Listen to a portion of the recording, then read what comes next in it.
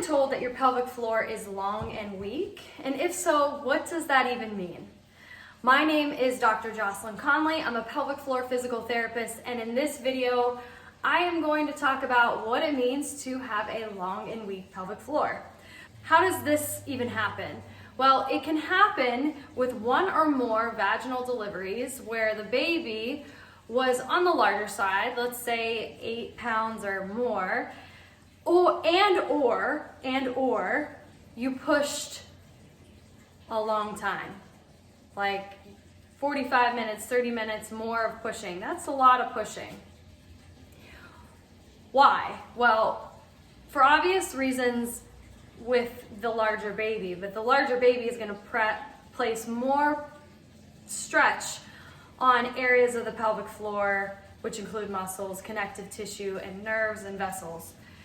When you push, you're straining your pelvic floor muscles.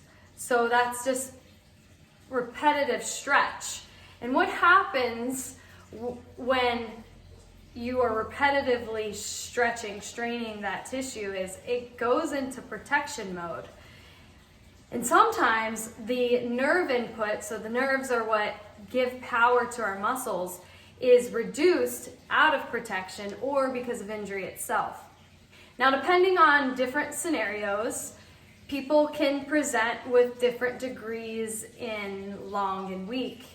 And this video, we're going to assume there wasn't a substantial nerve injury because that's a whole nother beast to cover. It happens with prolonged pushing in a larger baby, as well as multiples, as well as if instruments were used, vacuum assist, forceps assist, or if like a lot of medical intervention had to happen to get the baby out. I mean, this could happen if the baby's arm gets stuck or comes out different versus the typical last stage of labor position. I can go on, but just think larger baby, long pushing, multiple babies. Now, if your pelvic floor is weak, weak and stretched, weak and long, will it go back to its original length? And this is really difficult to study, but there is a study that's based on a computer model where it says that when certain tissues stretch beyond the certain point, they're not going to go back to its original length. So sometimes they're not going to go back to their original length, while other times they will recoil, or not immediately, that makes it sound immediately, but they do go back to a shorter state. However, if it's significant enough, you should have intervention, otherwise you may not restore optimal function from those muscle tissues, regardless if they return to an optimal length or not. Your body adapts and can adapt to a longer muscle length, but you really do need, or you would benefit from intervention. Why does this happen? Why is it certain, like if it was significant enough, stretched enough, they're weak, why can't they function? Well, when the muscle fibers are stretched, there are proteins inside the muscle called cross bridges. So basically what happens when a response happens in this muscle cell, they slide past one another like this. And as they slide past one another, that's whenever they're contracting. But if the cross bridges, which that's what they're called, are so far apart, the protein that brings them closer, it's just too far. It's too stretched, cannot get them closer.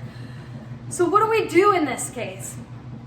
Well, we have to support the tissue when it just baseline, especially if you're up and about throughout the day. What do I mean by that? Well, you've got to wear supportive, compressive clothing. Like think if you strained this muscle and you got rehab for it, you know someone. Typically they have a compression sleeve on, or think about that anytime you know someone that's strained a muscle in their leg, they wear tight clothing, compression garments. That is helpful. There's different versions of it for the perineal tissue. I personally have my favorites, but I'm not going to advocate for any specific brand on here. But there are perineal garments to support the tissue. You could also think back when you were in the hospital, they gave you these thick pads. You could support your tissue with those thick pads. The other thing is you want to make sure that you're not straining when you are doing things. Like you're not holding your breath and doing and lifting heavy things repetitively all day. And if you are, you have to be intentional about it. You have to breathe and not breathe in when you do the hard part, but breathing out and lifting with your primary lifting muscles. Yes, it's going to be challenging because you don't have this component of your deep core is really important for lifting. So that's the idea around like stay away from heavy lifting until you are released by your PT. The other thing is you've got to stay away from running and jumping until you're cleared by your PT. You've got to stay away from lifting heavy things until you're cleared by your PT. They're not doing it because they're jerks. They're doing it to protect you. And similar to other muscles in our body, like our hamstrings, for example, that tissue you start to feel good with good rehab after a certain period of time, depending on the severity, but it takes at least a year, and they're still seeing that it's still at risk for re-injury. So your next question is probably, well, how long is it going to take for it to heal with rehab? Well, again, it depends on the severity. But let's say your muscles, your muscles can contract, you have control over them, you're past that initial point where it's hard to even get them to contract at all and connect your brain and muscle to it together. But let's say you've reached that milestone, it can take anywhere from 8 weeks to 6 months plus. Good rehab and trusting the rehab process it won't necessarily make it faster, but it will for sure make you feel a heck of a lot more less pain, better, and function better in the meantime. Like I said with the hamstring, with good rehab you feel pretty good. Does that mean you're ready to just go sprint and play sports at your own without any restrictions at all? No, but it just means you're not feeling like the uncertainty or the fear. So what are some symptoms that you might experience if you have a long and weak pelvic floor? Well, it might feel heavy, it might feel achy, it might feel sore, it might feel swollen. Heavy and aching are what I would say the most common symptoms. This can be confused with prolapse, and when your pelvic floor is long and weak, you may also have some signs and symptoms of prolapse, but if you attack it early on, that shouldn't be a problem if there is no prolapse. But the key is getting rehab so it doesn't advance to that. But the heaviness is a different type of heaviness than a prolapse heaviness. So that is all I have for you in this video. In upcoming videos, we're going to talk about different strategies to start working on getting your pelvic floor muscles to recover and to work properly so that you can start moving forward. Now, this is not to replace rehab, it's just to guide you and make sure that you are getting the care that you need.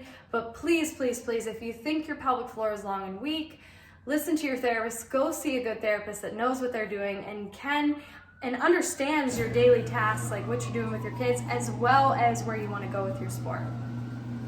If this was helpful and you like this video, please press the like button. If you want to be part of the conversation, please comment below. Subscribe so you know when I release all new videos on all things pelvic health. And if you know someone that would benefit from listening and watching, please share this video with them. And if you're in the Phoenix area and you're looking for a pelvic floor PT that works with athletes, I practice at 2 different locations. Reach out to me, and until next time, where we talk about more specific interventions for the long and weak pelvic floor.